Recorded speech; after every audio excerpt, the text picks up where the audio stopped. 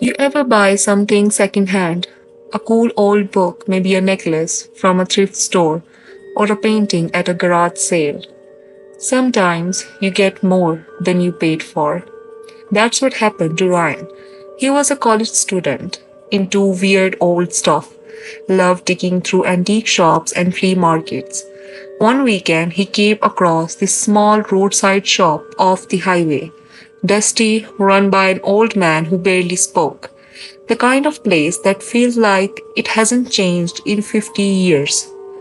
In the back of the store, Ryan found a box. Wooden, hand carved, it was heavy and it looked ancient. It had no price tag. When he asked the old man how much it was, the guy looked at it, then looked at him and just said, "You don't want that." Ryan laughed, thought it was just a sales trick. But the old man got serious. "That box is cursed," he said. "It brings death." Ryan, being the skeptic he was, said something like, "Cool story, man," but bought it anyway. The man didn't even charge him, just said, "Don't open it." Back at his dorm, Ryan showed it off to his roommates. They joked about it, dared each other to open it. Eventually, Ryan gave in. He opened the box. Inside, it was empty, except for a small piece of cloth and a single black coin. No inscriptions, no markings, just smooth, dark metal, cold to the touch. Ryan kept the coin on his desk, thought it was cool, edgy. That night, things started to change.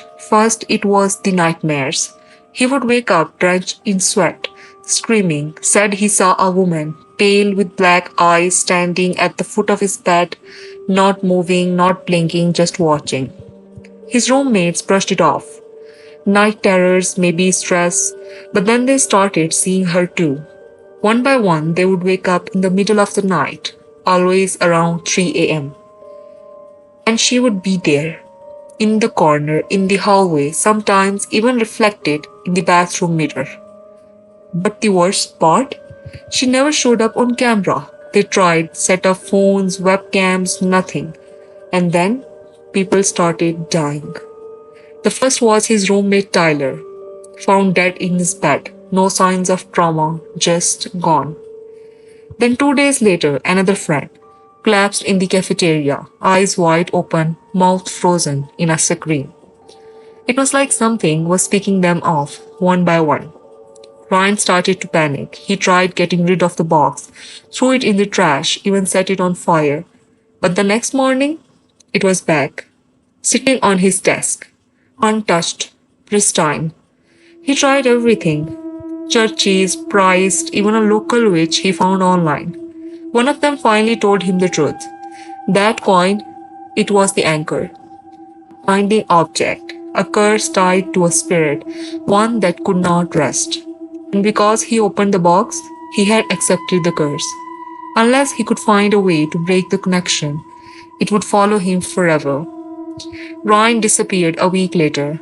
Police found his apartment trashed, papers everywhere, markings on the wall, cameras set over all over the place.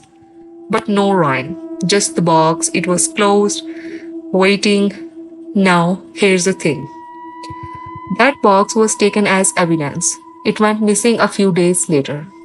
Some say it ended up back in that dusty old roadside shop, still sitting in the back shelf, still cursed, and maybe, just maybe, someone else will walk in, ignore the warnings, and it will be opened again and start the curse all over.